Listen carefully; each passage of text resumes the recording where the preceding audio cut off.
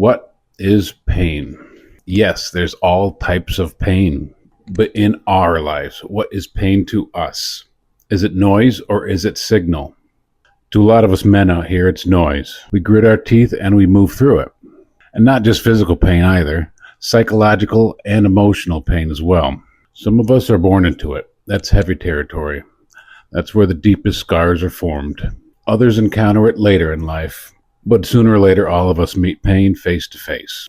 And those encounters and how we react to them can leave lasting effects. So in a way, each of us develops a personal relationship with pain. I think a lot of us men tend to treat pain like a nuisance, something to shove in the closet and ignore. With physical pain, that can work for quite some time. A lot of us go through life collecting injuries and aches without making much noise, until something finally knocks us on our ass, or our time runs out. And if something does knock us down, we make a conscious decision about getting back up. If we think we can, more importantly, if we believe we can, then we try. But sometimes certain injuries can keep on kicking us every time we try to stand back up. And eventually we have to redefine our relationship with pain. It can't remain background noise anymore. It's too loud. Well, I'm no doctor. I can tell you the same thing can happen with psychological and emotional pain as well. In some ways, that pain can feel even worse because of how deeply we become attached to it. For some people, that pain can start to feel like home, a companion, or the only thing that feels real anymore. And that's a dark place to live. And if that's where you are, I recommend reaching out to someone trusted or a professional. Most of us can't deal with this all by ourselves. So we need to reach out. And this moment can become a turning point where we finally start to change our relationship with pain. So now that pain has our attention, we listen honestly. We may have to accept some things about ourselves that we never thought we would have to. But the thing about pain is this: pain is always honest. We just don't always understand what it's trying to tell us. And if we want a healthier relationship with pain, we have to become honest with ourselves too. And that relationship doesn't happen overnight, but over time.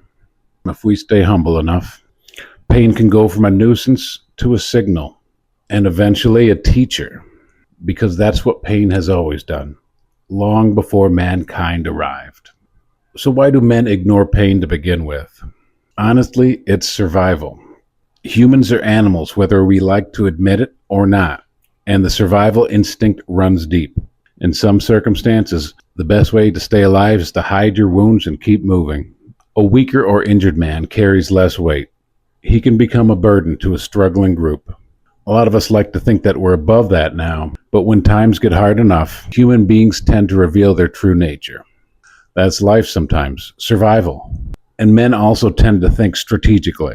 Sometimes we don't know who to trust. You definitely don't want an enemy knowing where you're weak, because that will be the first place that they strike. Even outside of full-blown Mad Max scenarios, a lot of men simply stay quiet because life is expensive. Healthcare is expensive, and we don't want to become a burden. We keep our mouth shut and we just keep working until there's nothing left.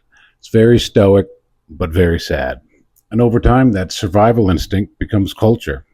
Men work, men stay quiet, men die. Maybe not always literally, but some version of that idea has existed for centuries. So what effect does ignoring pain have on men in modern society? Honestly, a lot. You see it everywhere. Alcoholism, substance abuse, constant distractions, endless stimulation. A lot of people are reaching for something, but not for healing. Mostly to escape. Anything to keep the mind busy enough not to feel what's underneath. And this world is practically built for that now, especially here in the States, where there's a dopamine rush waiting for you around every corner if you're looking for it. And darker than that, sometimes people get pushed too far and they snap. And once certain actions happen, they can't be taken back.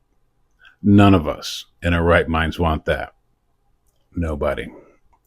So if we're being honest, I think our relationship with pain as a society is deeply dysfunctional. So what do we do about it? Honestly, I don't know. But I do believe we won't find a larger solution until we first repair our personal relationship with pain. Not everyone can do that, but those of us who can may be able to help those of us who are struggling with it. Maybe that's the best place to start. That's it for today. Thanks for watching. If you want to help support, there's a link in the bio. I'll see you next time.